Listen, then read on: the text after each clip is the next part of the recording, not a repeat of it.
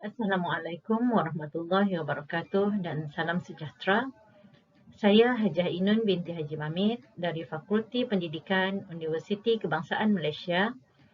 Hari ini saya akan membentangkan kertas konsep saya yang bertajuk Gaya Kepimpinan Pemimpin dan Kepuasan Kerja Guru.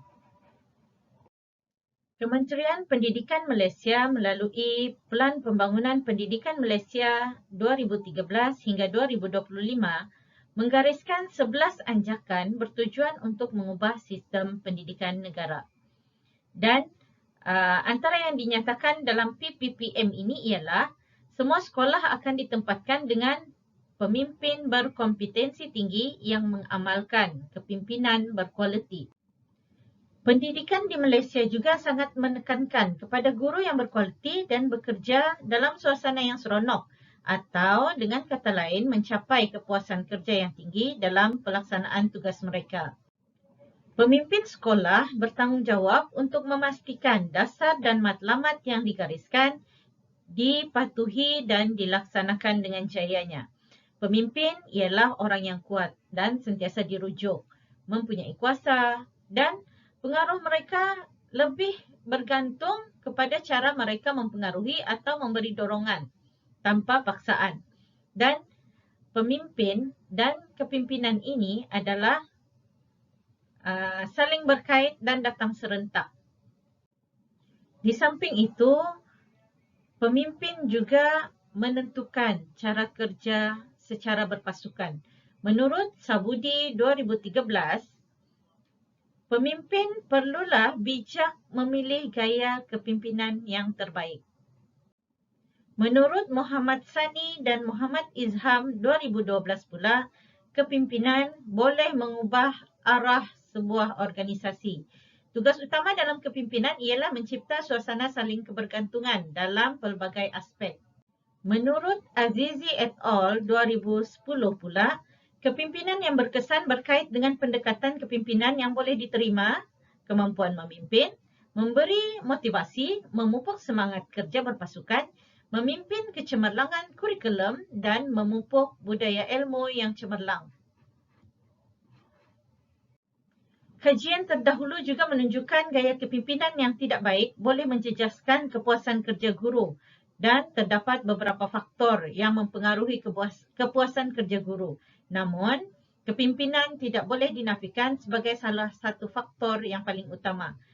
Ini kerana gaya kepimpinan berkait dengan cara berkomunikasi, cara memberi sokongan, sifat adil yang diamalkan, penentuan visi dan hala tuju dasar, dan prosedur yang dilaksanakan serta rangka kerja yang dibentuk. Dan seterusnya, ini akan meningkatkan kepuasan kerja guru. Okey, menurut Robbins 1996 telah mentakrifkan bahawa kepuasan kerja sebagai satu tahap kepuasan atau ketidakpuasan hati seseorang terhadap pekerjaan mereka. Ringo 2000 pula menyatakan kepuasan kerja terdiri daripada perasaan dan sikap terhadap pekerjaan seseorang, sama ada positif ataupun negatif. Manakala menurut Muandar 2001 pula, tahap kepuasan kerja bergantung pada bagaimana pekerja melihat pekerjaan mereka. Kepuasan kerja pula menurut Greenberg dan Barron 1997, penilaian seseorang secara kognitif dan efektif terhadap pekerjaan mereka. Dan menurut Suyasa 2001, menyatakan bahawa kepuasan kerja adalah ekspresi sikap yang menunjukkan tahap pemikiran setuju kepada tidak setuju, senang kepada tidak senang, suka kepada tidak suka dan perasaan positif kepada negatif pekerja terhadap pekerjaannya. Locke dalam Suyasa 2001 pula mengatakan bahawa kepuasan kerja seseorang bergantung kepada apa yang mereka fikir dan sejauh mana mereka menganggap pentingnya sesuatu pekerjaan dan sejauh mana kepentingannya dapat dipenuhi. Manakala Berry 1997 pula menyatakan bahawa orang yang tidak berpuas hati dengan pekerjaan adalah mereka yang gagal mendapatkan sesuatu yang penting oleh mereka. Manakala Muhammad Fadli 2019 pula menyatakan untuk meningkatkan kepuasan kerja, faktor gaji, penyediaan, rakan sekerja dan persekitaran adalah penting untuk diberi perhatian.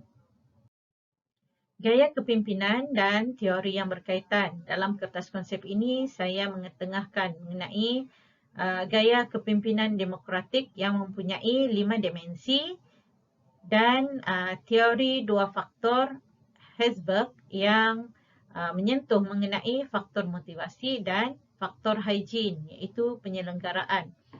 Gaya kepimpinan demokratik ini berkait juga dengan pemimpin yang bersedia menerima cadangan, pendapat, juga kritikan daripada pekerja ataupun orang bawahan. Dan sentiasa berusaha untuk membantu orang lain menjadi individu yang lebih berketerampilan. Gaya kepimpinan cemerlang perlu diamalkan di sekolah untuk meningkatkan kepuasan kerja guru. Manakala teori 2 faktor Herzberg pula memberi fokus kepada faktor motivasi dan faktor penyelenggaraan. Dalam teori motivasi Herzberg ini, seolah-olah Herzberg memberi amaran sekiranya pengurusan sumber manusia tidak selalu memberi motivasi kepada pekerja akan menyebabkan kemerosotan dalam hasil pekerjaan. Dan justru itu, inisiatif tertentu yang diperkenalkan sesebuah organisasi boleh menyumbang kepada kepuasan kerja tetapi mungkin tidak membawa kepada motivasi yang tinggi. Motivasi sepatutnya boleh membuat pekerja merasa semakin berpuas hati dengan kerjanya dan menjadikan pekerja itu lebih produktif dan bekerja dengan bersungguh-sungguh. Masih ramai pemimpin yang tidak menggunakan gaya kepimpinan yang bersesuaian dan ini menyebabkan wujudnya ketidakpuasan kerja dalam kalangan guru. Gaya kepimpinan dan kepuasan kerja guru yang tidak konsisten merupakan isu yang tidak pernah selesai. Justru perlu diberi fokus.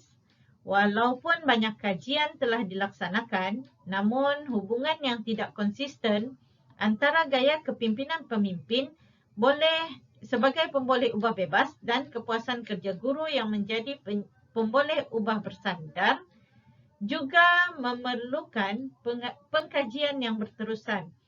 Kertas konsep ini turut membincangkan isu gaya kepimpinan demokratik yang masih kurang diamalkan dalam kalangan pemimpin. Walaupun ada kajian yang menunjukkan amalan kepimpinan tersebut dapat meningkatkan kreativiti dan inovasi guru. Kajian terdahulu juga menunjukkan kurangnya usaha untuk meningkatkan produktiviti guru, kurangnya galakan terhadap guru untuk menghasilkan idea yang lebih pelbagai, kurangnya usaha untuk menggalakkan guru membina pasukan kerja yang kuat, dan kurangnya juga usaha untuk melatih pemimpin masa hadapan. Sedangkan kesemuanya adalah merupakan gaya kepimpinan yang berkesan sekiranya diamalkan. Objektif kajian kertas konsep ini ialah yang pertama, mengenal pasti tahap gaya kepimpinan guru besar. Yang kedua, mengenal pasti tahap kepuasan kerja guru. Dan yang ketiga, mengenal pasti hubungan antara gaya kepimpinan guru besar dengan kepuasan kerja guru. Dapatan kajian lepas mengenai gaya kepimpinan pemimpin menurut Hamidah 2010, salah satu aspek penting bagi pemimpin adalah memilih dan menentukan gaya kepimpinan. Gaya kepimpinan perlu disesuaikan dengan personaliti pemimpin serta kelompok manusia yang dipimpinnya. Betty dan Saleh 2022 menyatakan bahawa seseorang pemimpin merupakan individu yang memainkan peranan yang sangat penting dalam memastikan matlamat sekolah itu mampu dicapai, dan seorang pemimpin perlulah mengamalkan kepelbagaian gaya kepimpinan berdasarkan situasi semasa di sekolah dan tidak tertumpu pada satu gaya kepimpinan sahaja. Manakala menurut Nurlaili Abdul Wahab dan Muhammad Yusuf Abdullah 2018 pula, aspek utama dalam menentukan gaya kepimpinan adalah dua perkara, iaitu paksi manusia dan paksi tugas. Tugas perlu terlaksana dan manusia perlu seronok dalam persekitarannya yang harmoni. Perbezaan gaya kepimpinan adalah berbeza mengikut tradisi dan budaya sekolah. Gaya kepimpinan ini tidak sepatutnya terlalu tegas dan perlu ada fleksibel kerja kerana ianya perlu sesuai dengan rentak dan perwatakan sekolah yang berlainan seperti sekolah kampung dan sekolah yang berada di dalam bandar.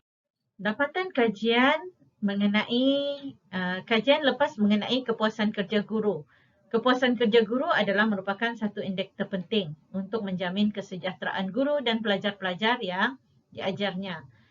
Nur Muhammad Zulhairi et al. 2016 pula menekankan bahawa aspek peningkatan baharu perlu diberi penekanan untuk meningkatkan keupayaan guru selaras dengan perkembangan zaman. Manakala Junaidah dan Nick 2013 pula menyatakan bahawa kepuasan kerja guru menjadi salah satu petunjuk yang penting untuk menjamin kesejahteraan para guru dan pelajar. Pemimpin perlu memainkan peranan agar semua misi, visi serta matlamat sekolah tercapai. Dapatan kajian lepas mengenai gaya kepimpinan dan hubungannya dengan kepuasan kerja guru. Menurut Hasan 2010, pemimpin yang berpengalaman, berpengetahuan, berkebolehan dan berkompetensi ditunjukkan dengan prestasi kepimpinan dan pengurusan sekolah yang cemerlang. Said Sofian dan Rohani Nasir 2010 pula menyatakan ramai guru mengambil keputusan untuk bersara awal atau menukar kerja disebabkan faktor tekanan dan beban kerja yang dipikul. Wee Sing Huat dan Muhammad Sani Ibrahim 2018 pula menyatakan guru akan mengekalkan jawatannya dan dapat terus membantu meningkatkan prestasi sekolah serta mewujudkan budaya pendidik yang berkualiti dan berdedikasi sejajar dengan objektif yang telah ditetapkan oleh kementerian sekiranya kepuasan kerja mereka berada di tahap yang tinggi. Manakala Rosnariah 2015 pula menyatakan bahawa gaya kepimpinan yang diamalkan oleh pemimpin amat penting dan dapat memberi kepuasan kerja dalam kalangan guru, terutama dalam memberi pendedahan berkaitan kepimpinan. Manakala Fazila 2004 pula menyatakan kursus kepimpinan membolehkan seseorang menjadi pentadbir dan pemimpin yang berkesan dalam mengharungi dunia pendidikan yang kian mencabar. Marzita dan Sofian 2002 pula menyatakan kekuatan sesebuah sekolah itu terletak kepada kepimpinan serta komitmen pemimpin terhadap pengurusan sekolah. Semua aspek perlu diberi perhatian oleh pihak sekolah dan perlu dititik beratkan oleh pemimpin. Implikasi mengenai dasar latihan kepimpinan dan guru. Yang pertama sekali, tahap amalan kepimpinan dan kepuasan kerja guru yang masih kurang konsisten. Latihan untuk meningkatkan amalan kepimpinan yang berkesan akan terus dilaksanakan dan amalan kepimpinan yang dapat diterima oleh guru serta mereka yang dapat meningkatkan kepuasan kerja guru juga perlu ditingkatkan. Perbincangan mengenai kertas konsep ini, yang pertama sekali, kajian yang berfokus kepada kepimpinan dan kepuasan kerja guru di sekolah agama memang masih kurang. Dan yang kedua, kajian bagi menentukan tahap amalan kepimpinan dan kepuasan kerja guru di sekolah agama adalah sangat-sangat dicadangkan. Dan ketiga, kajian juga perlu melibatkan populasi yang lebih besar agar dapatan kajian itu lebih kepada populasi yang lebih besar. Sebagai rumusan, kajian terdahulu menunjukkan gaya kepimpinan dan kepuasan kerja guru masih menjadi isu lagi. Dan sering dikatakan amalan kepimpinan yang cemerlang dapat membantu meningkatkan kepuasan kerja guru. Sejauh mana wujudnya hubung kait antara kedua-dua pemboleh ubah bagi sekolah yang berlainan lokasi, jenis dan berbeza latar belakang masih menjadi persoalan. Dan kajian bagi mengkaji hubung kait antara kedua-duanya berdasarkan kepada faktor latar belakang mempunyai kerasionalan untuk dikaji. Sekian, terima kasih.